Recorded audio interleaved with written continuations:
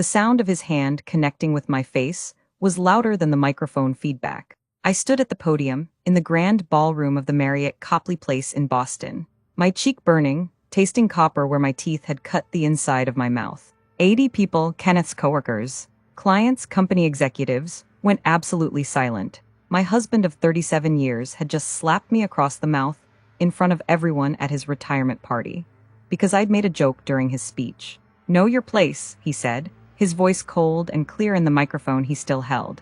Not sorry, not embarrassed, just matter of fact, as if he'd corrected a misbehaving child in public. I touched my lip and my fingers came away red.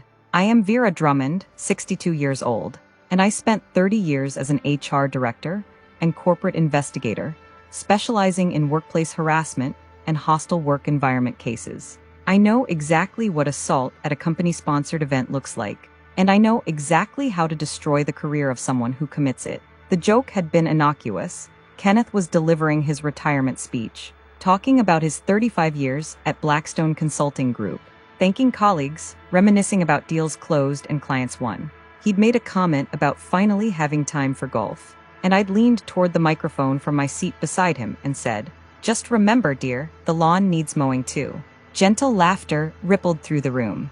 It was the kind of affectionate teasing that couples do at these events, humanizing. Warm, Kenneth had frozen mid-sentence. His jaw tightened. He turned to me with an expression I'd seen increasingly over the past 2 years. Rage barely contained beneath a veneer of civility. "Vera," he'd said into the microphone, his tone a warning, "not now." That's when his hand moved. Fast, practiced, the slap of someone who'd done this before. My head snapped to the side, the room gasped collectively, and Kenneth calmly adjusted his tie and turned back to the microphone as if nothing had happened. I stood up slowly, my napkin pressed to my bleeding lip, and walked toward the exit. No one stopped me. No one asked if I was okay. 80 witnesses, and they all looked away, suddenly fascinated by their dinner plates or their phones. The complicity of silence. I'd seen it 1,000 times in HR investigations. People who witnessed misconduct but convinced themselves it wasn't their business. Wasn't their problem. In the lobby, a young woman in a server's uniform approached me. "Ma'am, are you all right? Do you need me to call security?" "No, thank you, I'm fine." That was assault. I saw it, so did everyone in there. She pulled out her phone. I recorded it. The whole speech. I was filming for the event coordinator, but I kept recording after. "After he hit you," I looked at her name tag, Maya Torres. "Maya, can you send me that video?" "Absolutely." She typed my email address into her phone. My aunt went through something similar. Her husband hit her at a family party. Everyone saw it, nobody did anything. She stayed with him for 3 more years before she finally left. I promised myself I'd never be a bystander. The video arrived in my email within 10 minutes. I sat in my car in the parking garage and watched it 3 times. The audio was clear, the visual was unmistakable. Kenneth's hand striking my face, my head snapping sideways, blood on my lip, and his voice cold and deliberate, "Know your place." Then I watched what happened after I left. Kenneth had continued his speech as if nothing had occurred. He'd joked about grandchildren, thanked the CEO, accepted his engraved Rolex. The room had gradually returned to normal.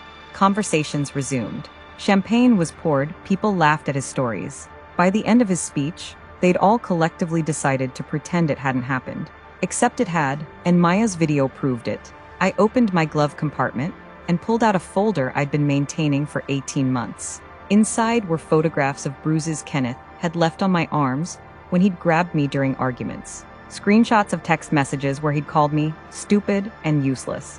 A timeline of incidents documenting escalating verbal and emotional abuse. Tonight's assault was the culmination of a pattern I'd been documenting professionally, the way I'd documented hundreds of workplace harassment cases in my career.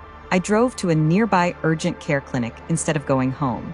The physician's assistant, a woman named Dr. Sarah Chen, examined my split lip and the bruising already forming on my cheek. "How did this happen?" "My husband hit me." I said it clearly, without hesitation. At a public event, in front of witnesses, Dr. Chen's expression shifted from clinical concern to something harder. "I need to document this thoroughly. With your permission, I'll photograph the injuries and write a detailed report." "Please do. I'll need it for legal proceedings." She photographed my face from multiple angles, measured the bruising, documented the split lip, and the bite mark on the inside of my cheek where my teeth had cut tissue. Then she sat down with me and asked questions I'd asked dozens of abuse victims over my career. Was this the first time? No. Had there been escalation? Yes. Did I feel safe going home? No. I'm required to report this to the police as domestic violence. Do you want to file a report? Yes, but I also want to handle this strategically. The assault happened at his company retirement party. That makes it a workplace incident under Massachusetts law. Officer Patricia Wade arrived at the clinic within 40 minutes. I gave her my statement calmly, methodically, the way I'd trained witnesses to give statements during HR investigations. I explained the context, Kenneth's retirement party, my innocuous joke, his violent response. I showed her Maya's video. Officer Wade watched it twice. Her expression darkening. Miss Drummond, this is clear assault and battery. I can arrest your husband tonight. I appreciate that, but I want to understand all my options first. The assault occurred at a company event. Does that create additional legal exposure for him or the company? It could, if the company failed to intervene or provide assistance. They might face liability. And since it happened on company time at a company event, it's potentially a workplace violence incident. She took notes. I'm going to file this report and forward it to the domestic violence unit. They'll contact you within 24 hours. After she left, I called my attorney. Not a family lawyer, my employment attorney, Marcus Sterling, who'd consulted with me on dozens of corporate misconduct cases over the years. Marcus, I need your expertise. My husband assaulted me at his company retirement party. I have video evidence and medical documentation. I want to explore both criminal and civil options, including workplace violence claims against his employer. Marcus met me at a coffee shop near the urgent care at 9 p.m. He reviewed Maya's video, Dr. Chen's medical report, and the police report Officer Wade had provided me. Vera, this is a prosecutor's dream. Clear video evidence, medical documentation.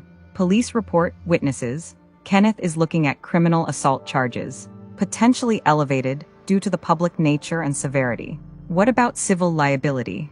You can sue him personally for assault and battery.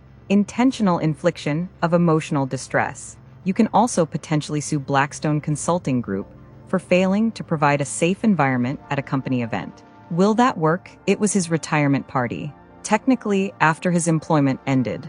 But it was a company-sponsored event. On company time, with company employees present, the company had a duty to intervene when violence occurred on their premises during their event. They failed, that's negligence. Marcus leaned forward. Vera, you know this territory better than most attorneys. You've built these cases before.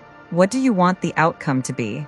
I thought about 37 years of marriage that had slowly curdled into control and contempt. About Kenneth's escalating anger, his verbal abuse, his need to diminish me. I want him held accountable, criminally, civilly, professionally. I want everyone who witnessed that assault and did nothing to understand there are consequences for complicity. I didn't go home that night. I checked into a hotel using my own credit card, the one Kenneth didn't have access to, the one I'd kept separate for exactly this kind of emergency.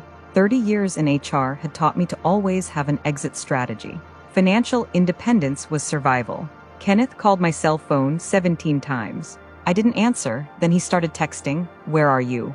You embarrassed me tonight. Come home so we can discuss this like adults. You're overreacting, as usual." Not once did he apologize. Not once did he acknowledge that he'd committed assault. The texts were all blame-shifting, minimization, gaslighting.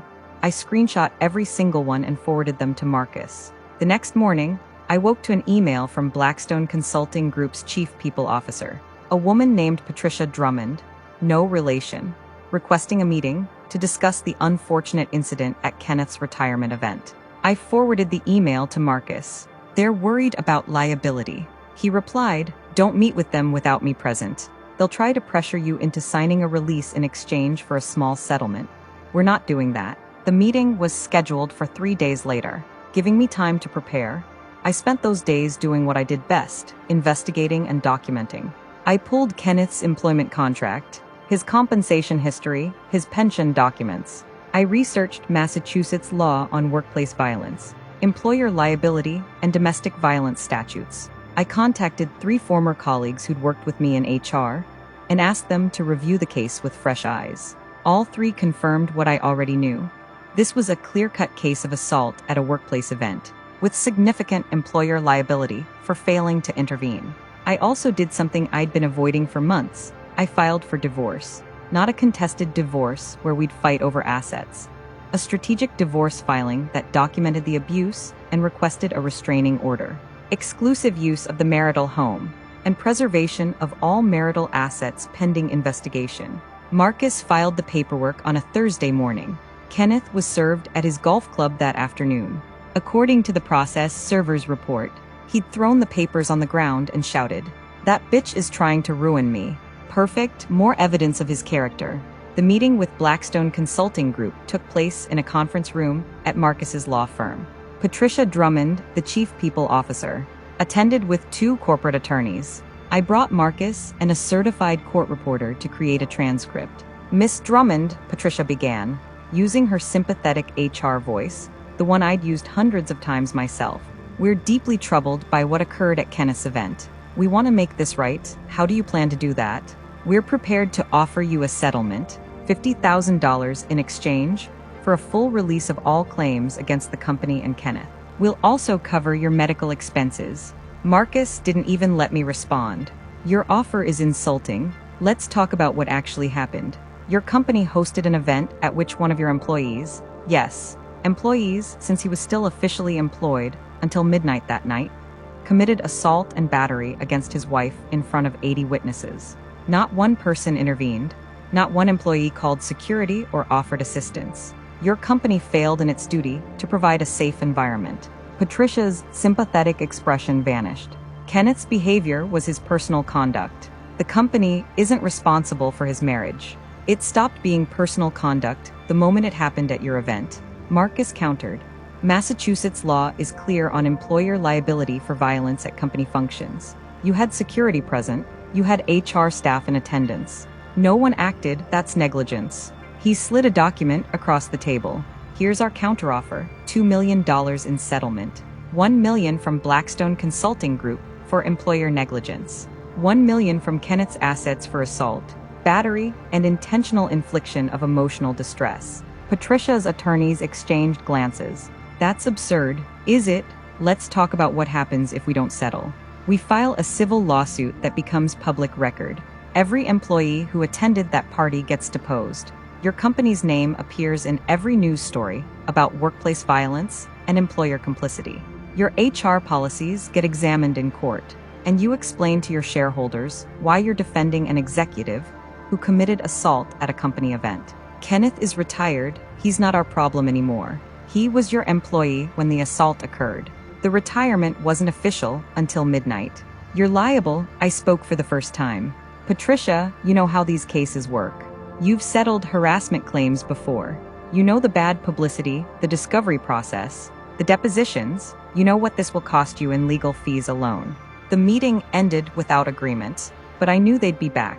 Companies always settled when the evidence was this strong and the publicity risk was this high. While we waited, the criminal case proceeded.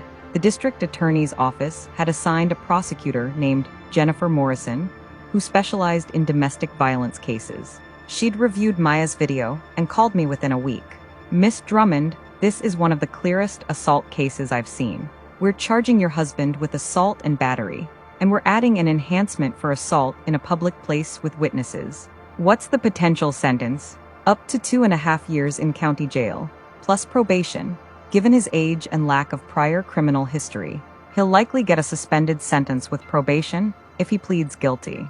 If he goes to trial and loses, he's looking at actual jail time." "I want him to go to trial." Jennifer paused. "Can I ask why?" "Most victims prefer plea deals to avoid testifying. Because 80 people witnessed that assault and did nothing. I want them to sit in a courtroom and watch the video again. I want them to testify about what they saw and why they didn't intervene. I want consequences to be public and unavoidable." Kenneth's criminal attorney tried to negotiate a plea deal where he'd plead guilty to simple assault with no jail time. Jennifer rejected it. "Your client committed assault and battery in front of 80 witnesses at a public event. We have video evidence. We're not negotiating away accountability." The case went to trial 4 months after the retirement party. I sat in the gallery and watched as Maya Torres testified about what she'd witnessed and why she kept recording. As Dr. Chen presented medical evidence, as Officer Wade described my injuries and Kenneth's lack of remorse. Then, the prosecution played Maya's video for the jury. I watched the jurors' faces as they saw Kenneth slap me, heard him say, "Know your place," watched him continue his speech as if nothing had happened. 3 jurors were visibly disturbed. 2 women shook their heads. The video was played twice more during the trial, once during Kenneth's former colleague's testimony, and again during closing arguments. Each time, the impact was visceral. The jury deliberated for 3 hours. Guilty on all counts. Sentencing was scheduled for 6 weeks later. While the criminal case concluded, the civil case against Blackstone Consulting Group intensified. Marcus had filed our lawsuit, and the discovery process was devastating for the company. We deposed 12 employees who'd attended the retirement party. All 12 admitted they'd witnessed the assault. When asked why they hadn't intervened, their answers varied. "It wasn't my place. I thought someone else would handle it. I didn't want to cause a scene. It was their private matter." Every deposition transcript was a testament to corporate cowardice and complicity. Marcus also discovered something interesting during discovery. This wasn't the first time Kenneth had been violent at a work event. 7 years earlier, he'd shoved a junior associate during a company golf outing. The incident had been quietly handled, with a written warning that was later removed from his file during a routine personnel file cleanup. Blackstone had known Kenneth had violent tendencies and had done nothing. That prior incident changed everything. It established a pattern of workplace violence that the company had failed to address. Patricia Drummond's settlement offer came 3 days after that discovery. $1.8 million. Split between the company and Kenneth's assets. We settled for $2.1 million. Blackstone Consulting Group paid $1.3 million from their corporate liability insurance. Kenneth was responsible for the remaining $800,000, which meant liquidating his retirement accounts, selling assets, and taking out a loan against his pension.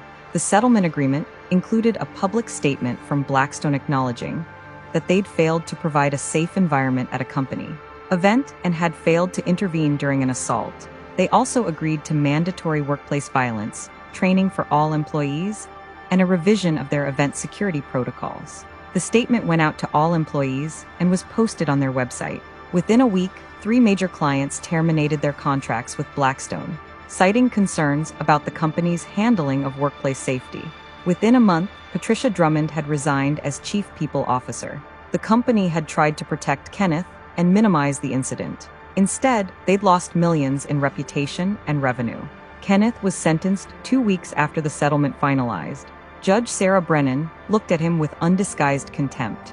"Mr. Drummond, you committed a vicious assault against your wife in front of dozens of witnesses, then continued your celebration as if you'd done nothing wrong.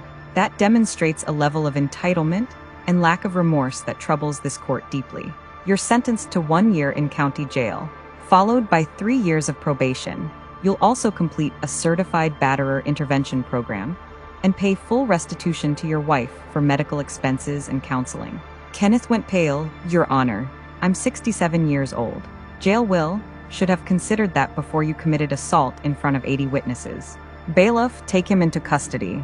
I watched as they led Kenneth away in handcuffs. He looked at me once, and I saw something I'd never seen before: fear.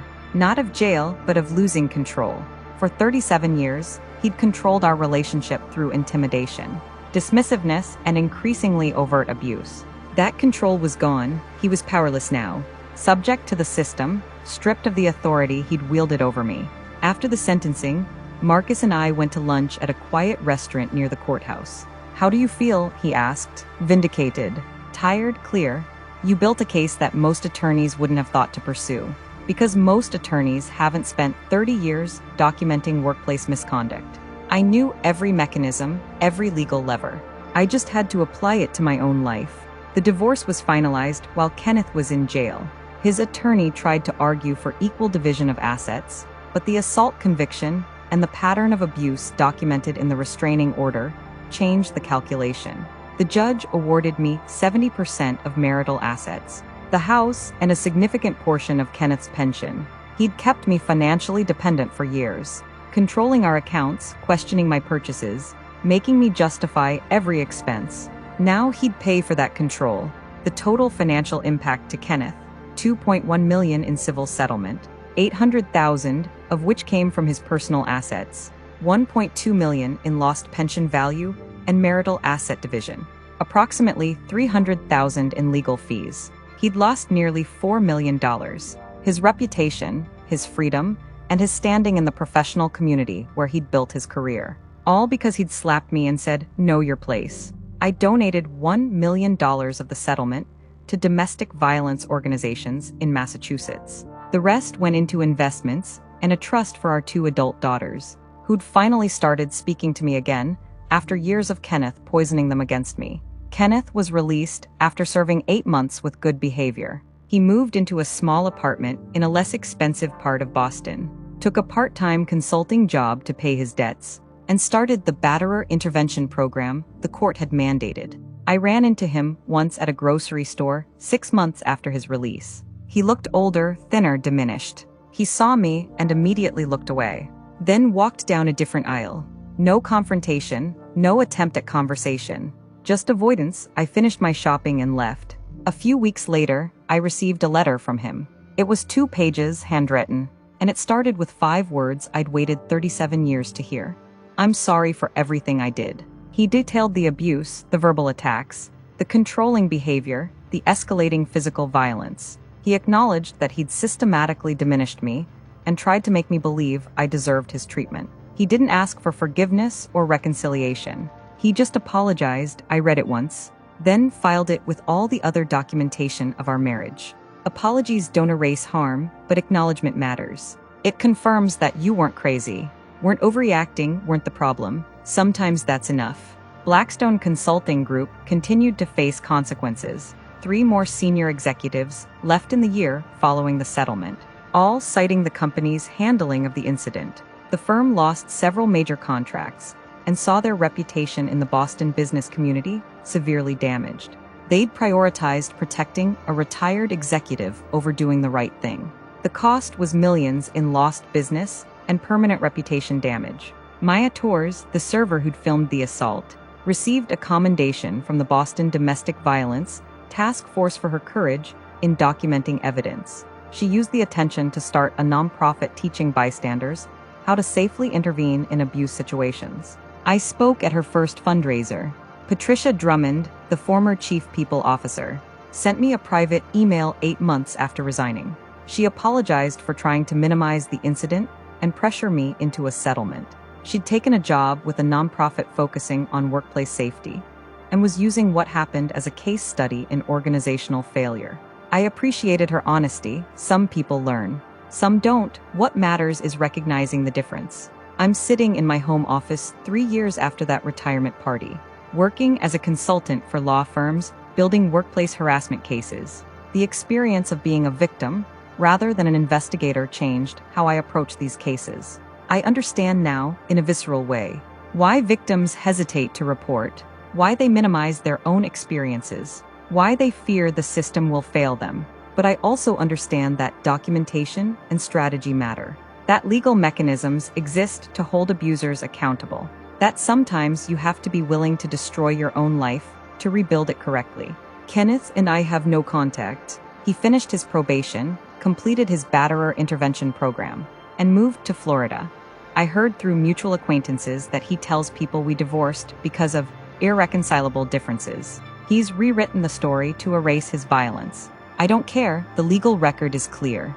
The settlement agreement is public. 80 people witnessed what he did. He can tell whatever story helps him sleep at night.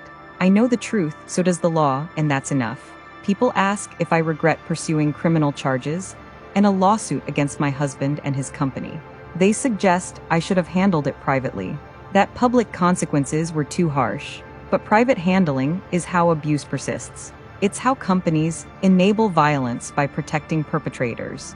It's how witnesses convince themselves that silence is neutral. It's not. What Kenneth did wasn't a private argument that got out of hand. It was assault committed publicly, with dozens of witnesses who did nothing.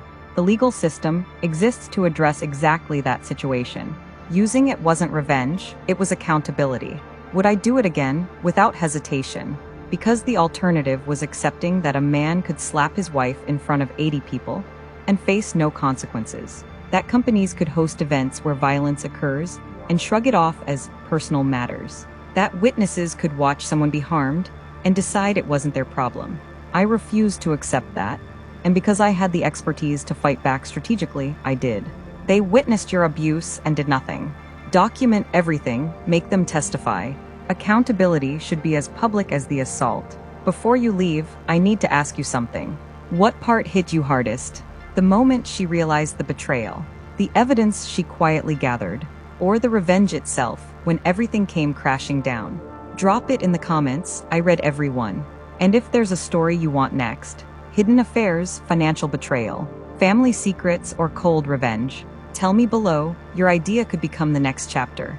If this story kept you watching, hit that like button. If you want more stories where quiet people get loud justice, subscribe and turn on notifications. I bring you a new revenge story every single day. And right now, 2 of the most powerful chapters will appear on your screen. Pick one, the revenge in both, unforgettable. Thanks for trusting me with your time. See you in the next chapter.